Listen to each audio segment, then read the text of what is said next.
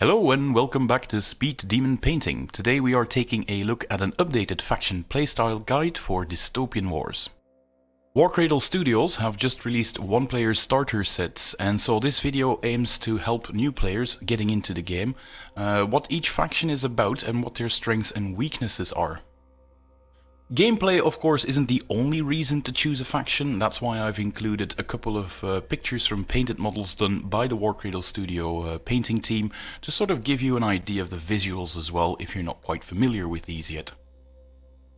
And also a small thing to remember, if these are not exactly black and white guides. If I say a faction is generally slow, that doesn't mean that it doesn't also have the occasional fast unit included in it, for instance, that can really zoom across the board. But these are general terms, and there's still the occasional build that sort of deviates from what the general qualities of each faction is. So take these with a pinch of salt as well. Now, to start things off, I've made this overview of where each faction lies in terms of do they favor an aggressive playstyle, do they have a more defensive playstyle, or are they the kind of faction that is more of an all-rounder that can do a bit of both and sort of tries to beat the enemy that way.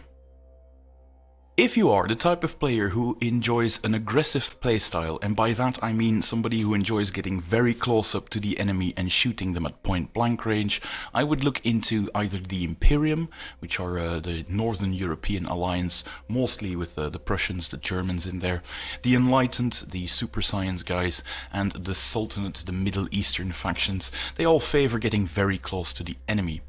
The all-rounder factions are the Union, the Latin Alliance and the Empire. With all-rounder I mean they have dedicated ships that are really good up close and personal, but they also have a lot of ships that like to hang back and shoot at the opponent. The Union is the Americans, sort of North America, what we know as the USA today. The Latin Alliance are the different nations from France, Italy, Portugal, and the SUSA, the South American Socialist Union, and the Empire, which is the Far East.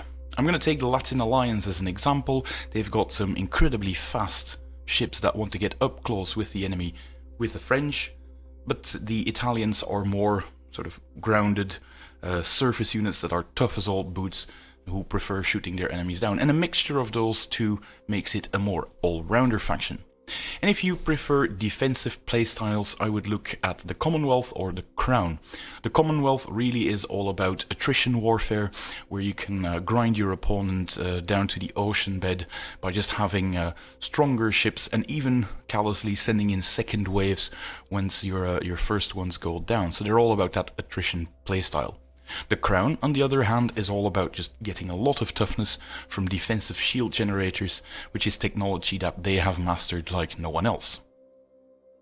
I will be going over each of these factions in no particular order, going over their strengths and the associated weaknesses with them. And if you think this video is really helpful to make you make a decision, make sure you give it a thumbs up and subscribe to the channel for future updates about Dystopian Wars.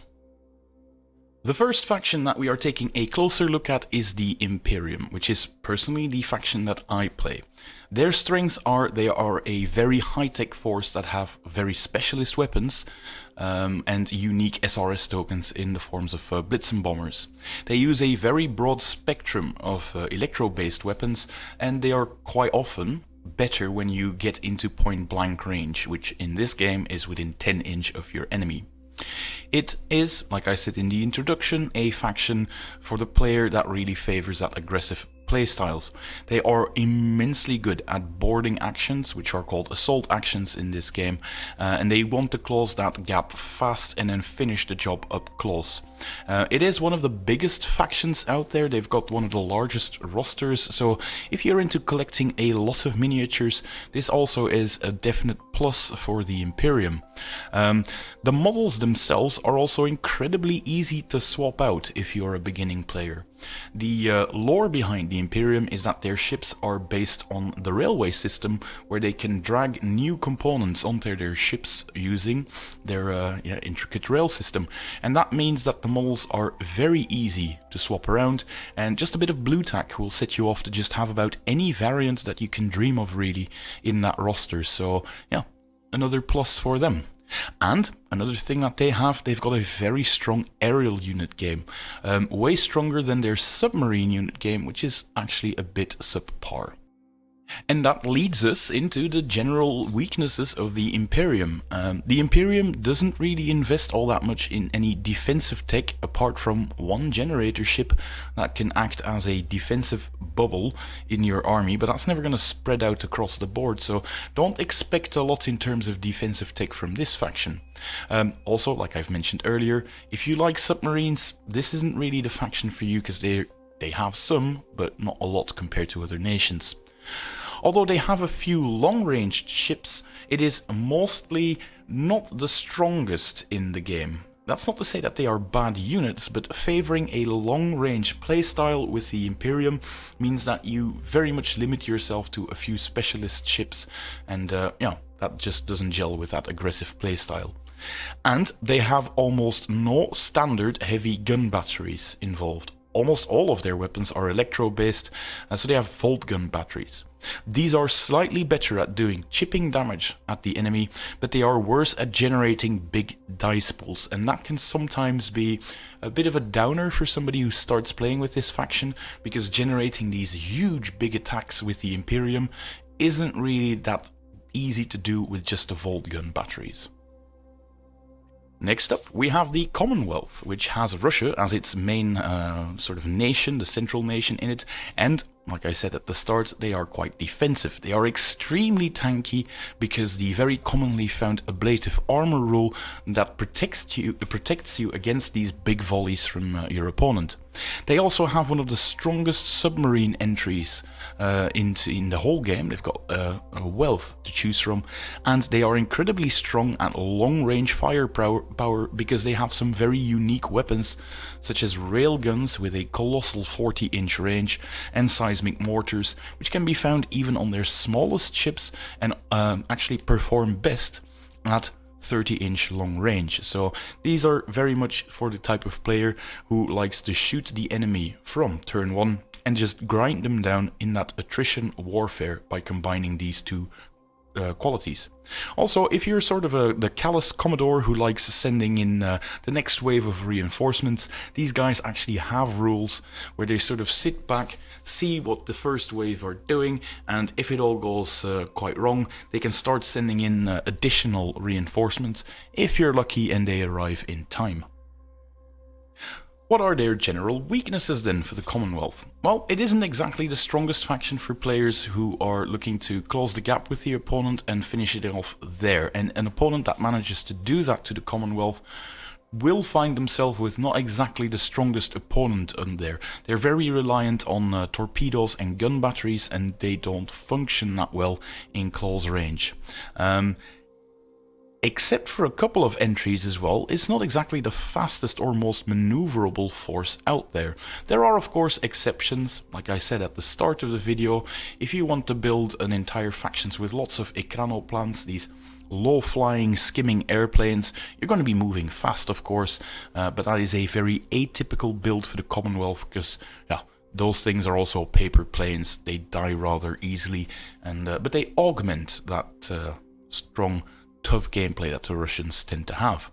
And for now at least, it doesn't look like they have a very strong aerial lineup. So what they more than make up for with submarines, they sort of lack in the aerial department. So they're sort of a mirror opposite for the Imperium in that regard.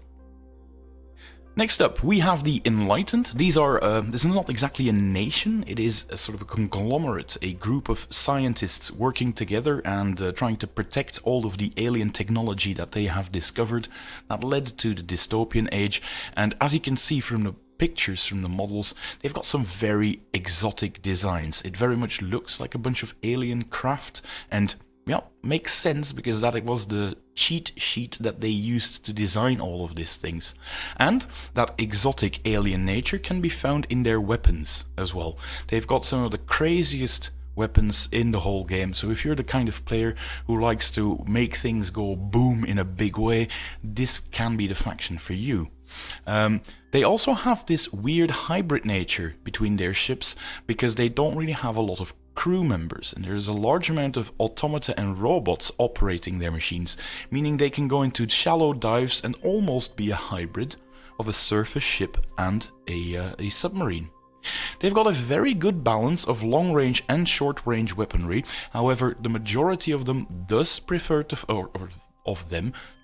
fire at point-blank range. Their firepower tends to get stronger as they close into the enemy. It's also for the type of player who prefers combo gameplay and doing unexpected maneuvers, as they have these sort of weird portal things that can displace them and put them in other ways. So if you're the kind of player who enjoys doing some unexpected weird shenanigans that way, this is a faction for you. And if you like sending out augmented sea creatures such as whales and orcas to batter your opponent into submission, these crazy scientists have been experimenting on them and have turned them into deadly weapons as well.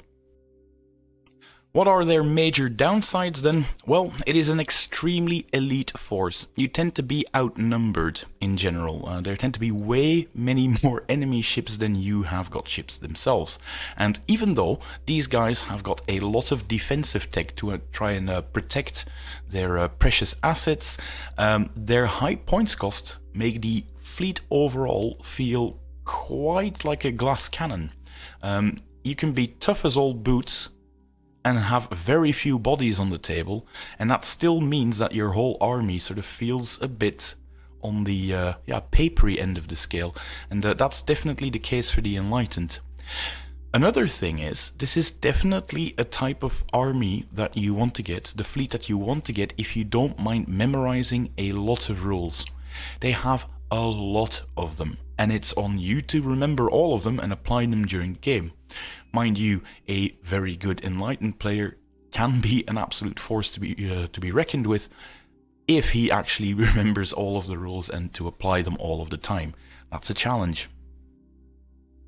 Next up, we have the Crown, and the Crown is made up, of course, of Britain and all of their different Commonwealth nations, like Australia, Canada, and India as well. These guys excel at having very, very tough ships. They have this unique type of generator that I mentioned earlier, called a Guardian generator, that fends off incredibly strong attacks made by your opponent. It is a more defensive playstyle that makes good use of the traditional weapons, gun batteries, rocket batteries and torpedoes. The Brits know how to use them like no other nation, and they can really put them to good use. Also a thing is, they've got lion-hearted crew members, and they will continue to fight on even if things are not exactly going their way. Meaning, even if the ships are crippled, they will still be firing at peak efficiency if the crew is not sent into too much of a panic. So that all sort of reinforces that defensive playstyle of, I'll just keep shooting at you even though you're crippling me, and can make it a very tough, sort of a tough nut to crack, this Crown fleet. What are their major downsides then? Well, speed, or their lack of it. If you're the kind of player who likes to pull surprise moves and get the jump on their opponent in any unforeseen way, then I'm afraid that this is not the type of fleet for you. This one is absolutely predictable in their movement. It is a very traditional naval and air force as well.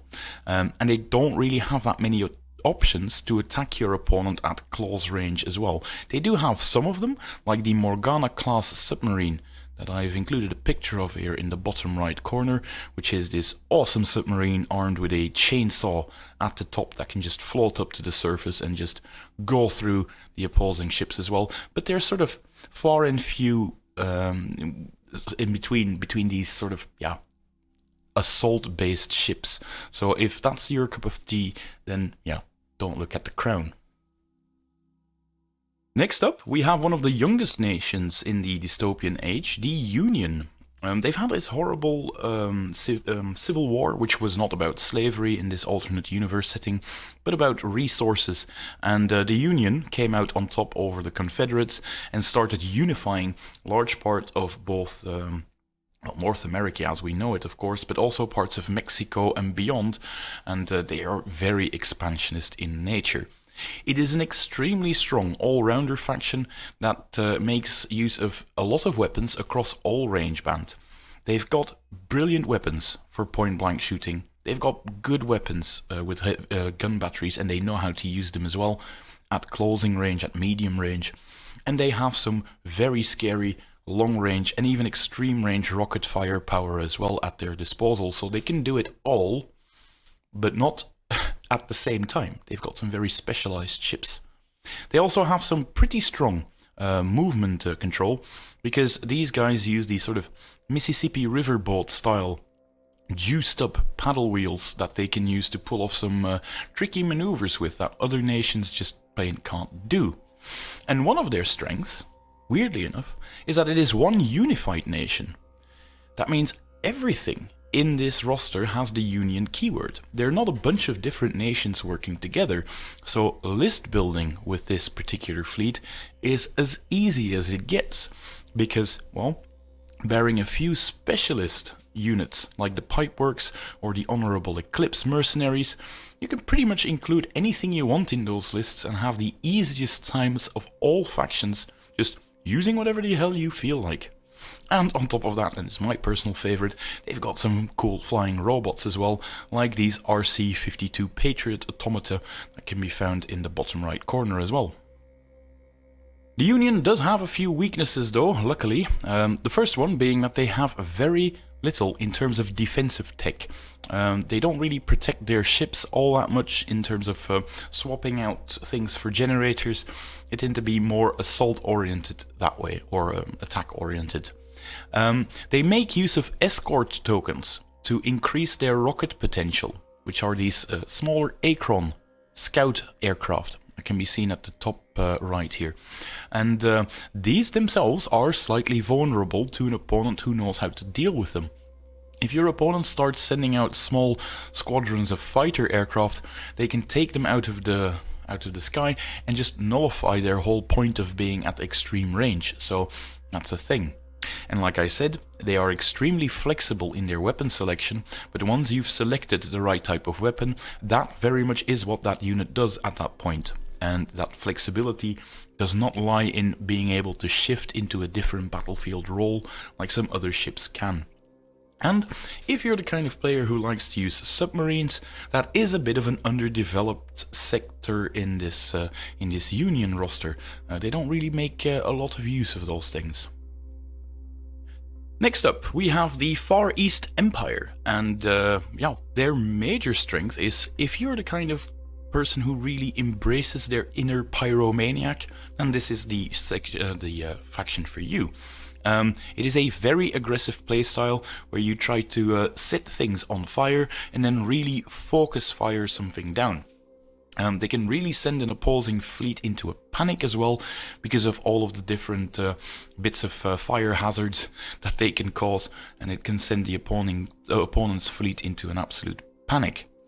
They've got some very good long-range rockets, and they combine that with very short-range flamethrower attacks, which can be an immensely satisfying combination if you manage to pull that off if you're playing with the Empire, and that's why I've classed them as a bit more of an all-rounder faction.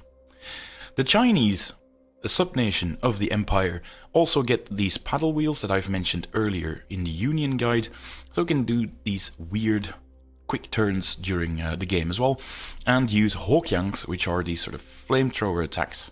The Japanese are more your traditional naval force that use torpedo attacks, and if you prefer the Koreans, they are the ones that focus on aerial superiority, but they are not yet released, so that's something to keep in the back of your mind. And with the Japanese included, they've got some of the strongest, if not the strongest, submarine lineup currently found in the game. And as a complete side note, I actually happen to think that they've got the absolute coolest submarine found in this game when we are looking at the squid robots, in this case the Ofukoro Ika Colossus. What are the major weaknesses of the Empire then? Well, when I was talking about the Union earlier, I said one of their strengths was that it was one unified nation and that made list building an absolute breeze. The Empire is a bit in the opposite direction, meaning they've got a few nations that are very specialized at what they do, being the Chinese are very specialized at land warfare and will be getting flying fortresses and dropships really soon, sort of emphasize this. While the Japanese are very strong at the naval part, the controlling the sea, they're the ones with lots of submarines, and the Koreans will be the ones specialized in the air. But that does mean that you're going to have a hard time puzzling all of these different aspects together, and means that you really have to include a few flagships every now and then to pull this off.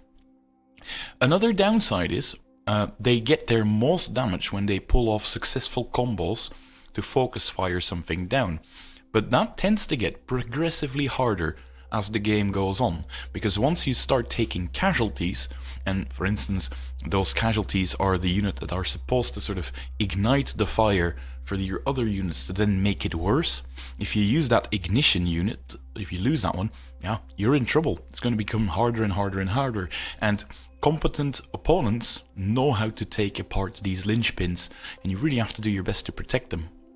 Another downside is the Koreans are not released yet.